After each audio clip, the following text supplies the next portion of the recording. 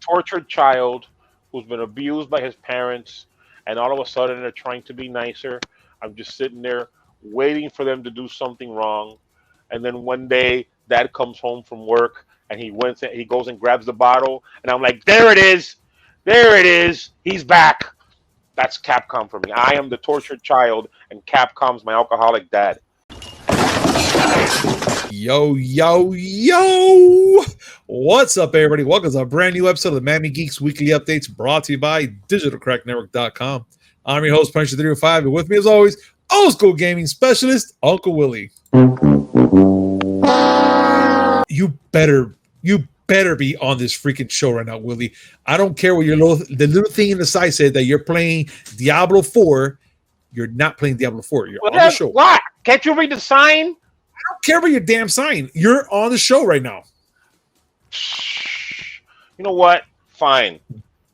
Well, fine. Hold on. Oh, I'm holding on. Okay, where are you gonna? Oh my God! Wow! But why? Why would you do that? Why would you do any of that? I'm hurt under protest. Really?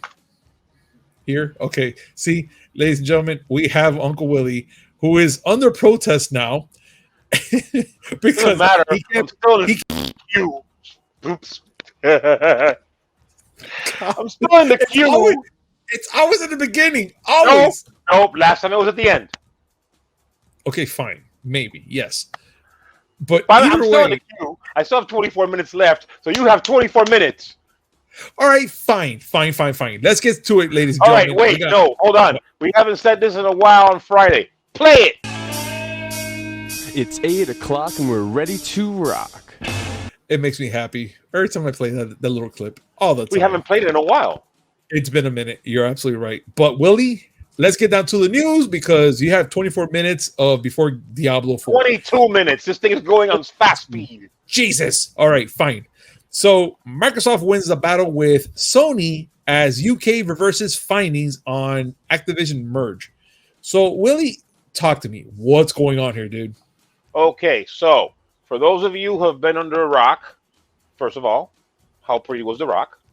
It was pretty nice. Not Dwayne Johnson. Anyway, Microsoft put in a bid to buy Activision Blizzard for billions of dollars. I don't even care about the number anymore. And a number of people raised objections, one of them being the UK's Competition and Markets Authority, the CMA, who were worried that Microsoft could gain a material advantage over Sony by restricting games, most notably Call of Duty, or just making it worse for PlayStation. I'm going to keep repeating it until you all get the point. Sony was perfectly fine for making things materially worse for Microsoft when they paid for an advantage until now, where PlayStation got benefits before Microsoft did. But no, it can't be the other way around. Either way. The UK CMA decided that they were going to say now, they got new evidence, and they determined that it would not be a problem for Microsoft to buy Activision Blizzard, because they don't foresee a situation where Microsoft would purposely handicap Call of Duty on PlayStation to get an advantage, because that would be, as they say, quote unquote, significant financial loss for Microsoft. That doesn't mean that they've given their blessing. That just means that the big hurdle that Microsoft had, which was convincing the CMA that they weren't going to handicap Call of Duty in any way, has been passed. It's a big deal for Microsoft. Sony's crying. Okay, but in other words, Sony is still in the clear before they try to do something like that. Oh no, Sony's going to probably bring up more objections. Okay. They're probably going to say, whatever. It's they took my lunch money. But the big hurdle was Call of Duty. And if the CMA says they don't see a situation where Microsoft will handicap it, pretty soon you'll hear that they gave their blessing and they can go forward. We still have the lawsuit in the U.S.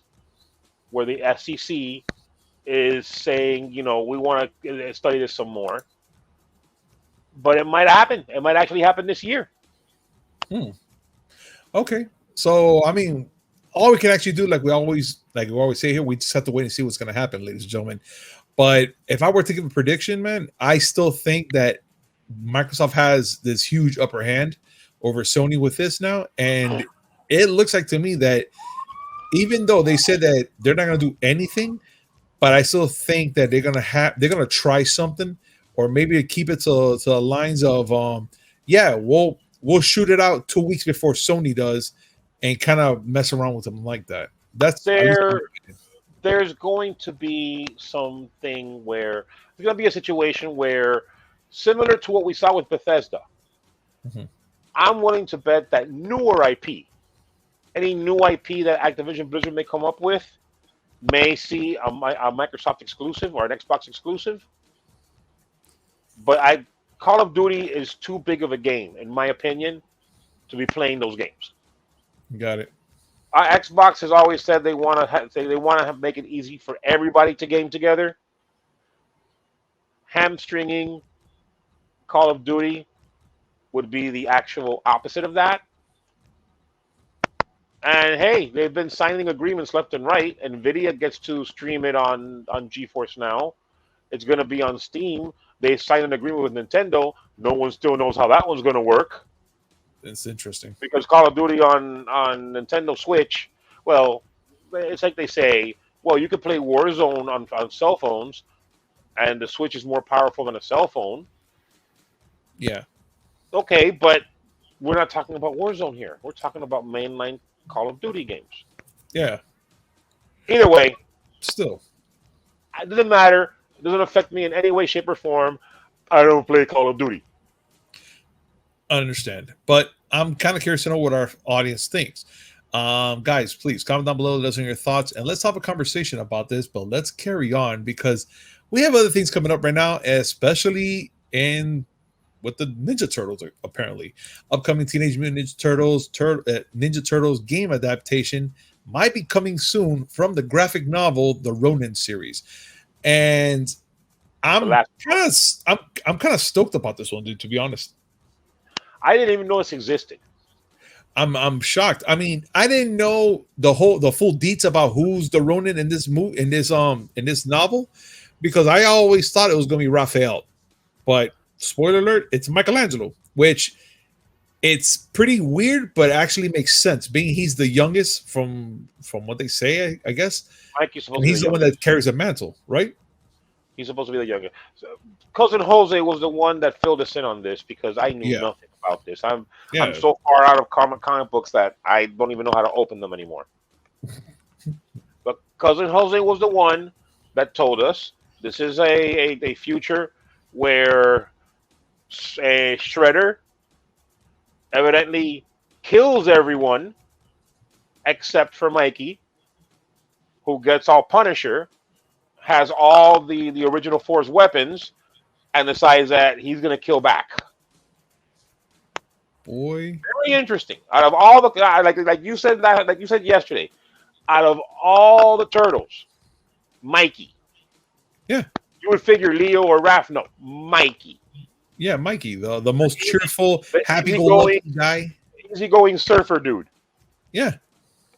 Mikey. That's pretty insane. But now, from what we're reading here, Willie, it looks like they're going to make a video game adaptation of this as a third-person view, from what they say, like from similar to God of War. Now, I'm going to be taking this as very, very likely as much as I can, because of course they didn't say what developer are going to be working on this. They just pretty said it's out there. But if we were to say Santa Monica Studios was going to work on this, I'm all in. It's not going to be Santa Monica Studios. It's just the person who spoke to Polygon on this was Doug Rosen, and his title is Senior Vice President for Games and Emerging Media at Paramount Global, because Paramount owns the rights. I doubt that they'll go and say, okay, we're going to give it to Santa Monica Studios, because that's PlayStation exclusive. Yeah. I'm pretty sure they're going to want a multi-console release. Either way, they have my attention. They got my attention as well. But if they're going to make this a third person, I'm dying to know who's going to be producing this game. There's so much in there that I'm kind of like, okay, I really hope they go with like some sort of view that we get to see Mikey do his thing, or if we're going to get like a whole origin story, kind of like a God of War style thing. Either way, I want to know more about this. It has my attention. I can see it has your attention. Definitely has Cousin Jose's attention. So Absolutely. I need to see what's going to happen to this. But yeah, we're going to find out more of this, and yeah, and a little bit more of whatever comes around our way. But on to other news. It looks like Resident Evil 4 Remake has already made it big on Steam, Willie, which with 135 players and counting, Papa. 135,000. Excuse me. Fui. See, I'm bad here. But yes, this is interesting, dude. 135 players. What are they playing? Anthem? Wow, Willie. Wow. But yes, 135,000 players right now and counting for Resident Evil, the remake, Resident Evil 4, the remake. And look, man, I gotta say it. Every time they did make a remake of these games, they look phenomenal. I know you're waiting for Code Veronica. When that happens, it happens. That to happen. I can't wait. Oh, man, you never know. I mean, shit, they made this one. They could probably make it. I want it. I want it. Like, I know you. I get it. It's not one of the. I don't even think it's considered a mainline title. But I don't care. I love that game. I know. And 4 is great. 4 is great. I heard that in this one, they went overboard with the merchant, which is a good thing. I heard the same thing. But hey, 135,000 concurrent players on a new game is a big deal for a launch title. That's huge, man, and especially on Steam. Mm-hmm. I mean, I'm looking to see more gameplays of this because I've been watching Max Dude play it. I'm pretty shocked that I haven't heard nothing from Markiplier playing these games, but I'm pretty sure he's gonna have something up there. Huh? I don't follow Markiplier no more. I follow him. He's hilarious when it comes to these games. And Max, the only thing I want to hear from Max is Street Fighter 6. Oh man, that's in his DNA. That's in his DNA. He's looking at Tekken 8 and other games too, but Street Fighter 6, which I'm sure Capcom's going to screw up somehow. Look, you're saying it, but we've seen too much already, and it looks pretty freaking good. I'm scared of the fact that something's going to come around the line, and it's going to be a hairpin size F up, and that's the part I'm actually scared about. No lie, but overall the game looks polished. It looks so good, dude. Like I can't wait to see people play it. I want to see it. I really want to see it. I am a tortured child who's been abused by his parents, and all of a sudden they're trying to be nicer. I'm just sitting there waiting for them to do something wrong, and then one day Dad comes home from work and he goes and grabs the bottle, and I'm like, there it is, he's back. That's Capcom for me. I am the tortured child, and Capcom's my alcoholic dad. I know that Resident Evil 4 is supposed to be really great. They've been knocking it out of the park with the Resident Evil games lately. They have a lot of really good fighting game compilations. I'm still waiting for them to reach for the bottle. Look, you know what? I'm going to join on this one, Willie. Usually, I'm the optimistic one in this group, but I'm going to have to probably jump on the board with you on this one and probably wait for the bad to happen. It will be too scary that doesn't happen. It'll be too scary to me, honestly. Just saying. But let's see, man. I'm hoping that something good comes out of it, man. I mean, look, we already have Resident Evil 4, as we're just talking about now, looking really good, really successful right now. So I can only pray for Street Fighter to come out to be the same way. Oh, let's hope. Yeah, but yeah, dude. And we actually have an update from Victoria Alonso, who this week she left MCU, but it looks like she wasn't really she didn't leave it. It looks like she got fired. Willie, what's going on here? Like this article came up, and I'm a little shooken up about this. What seems to be the issue with her Okay. getting fired? This comes from the Hollywood Reporter. They're the ones reporting this. Yes. They have word that the reason why she left was not because she suddenly resigned, but it was because she was let go. And the reason why surrounds a movie called Argentina 1985. It's an Oscar-nominated movie that came to a head because she's one of 8 producers for the movie. She is from Argentina. So this was like, a passion project for her. The movie concerns the time during the 80s in Argentina when there was a really bloody overthrowing of the government, or actually the dictatorship. And the problem with that is, she can go and produce a movie. The problem is that it's for a competing platform. It's for Amazon Studios. From what Hollywood Reporter's reporting, there was language in her contract that said that she could not do anything with a competing service.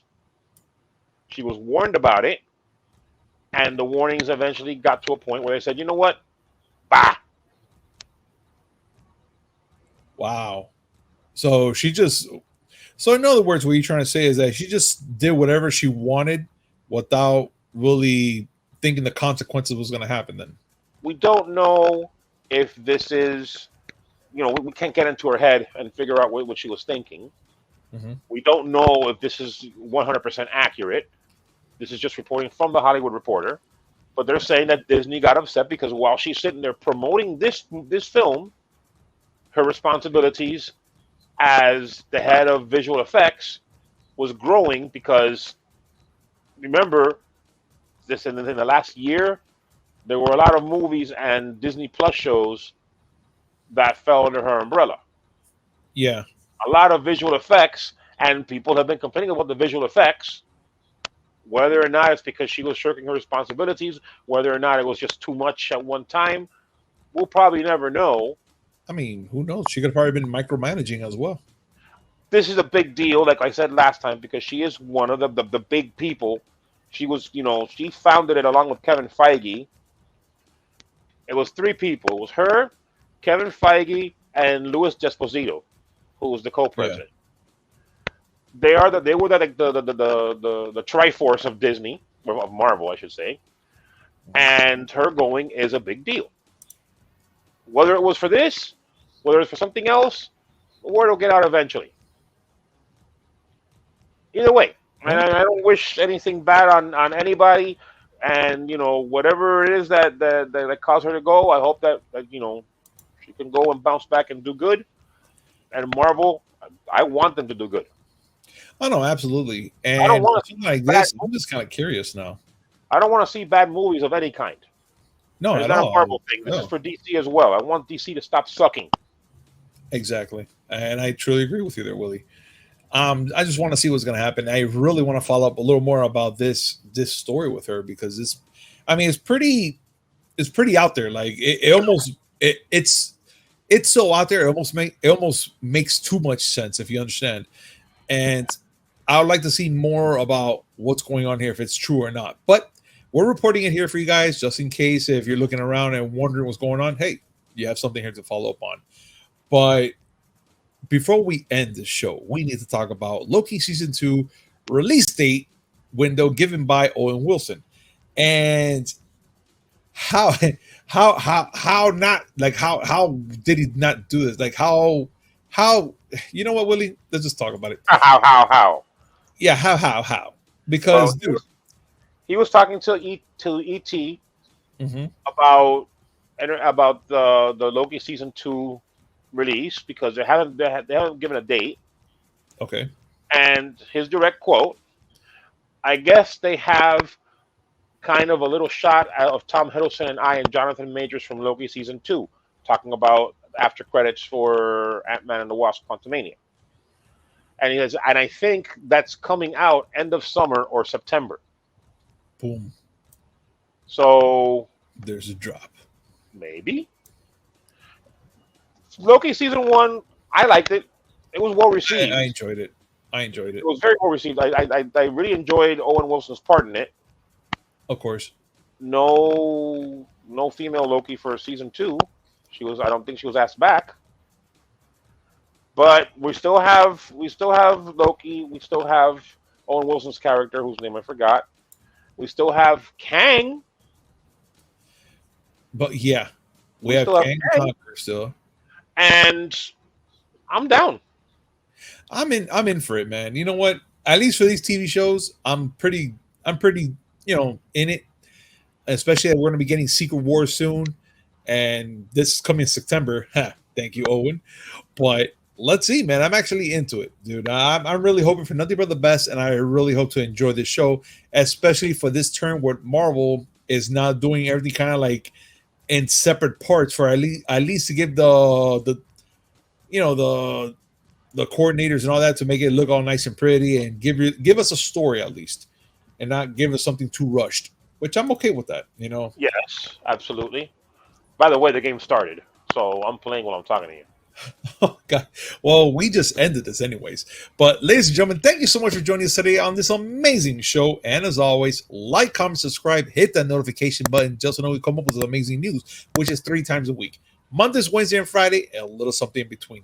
Willie, any last words? Nothing pithy today. I just want to point out today in Japan, they played the last episode of Pokemon, the animated series, Okay. with Ash, Pikachu, and Team Rocket being in it. End of an era. Also, it's Friday and I'm going to get drunk. There we go, Willie. That's how we like to end the stories. But ladies and gentlemen, thank you so much for watching us, and we'll see you on Monday. Peace.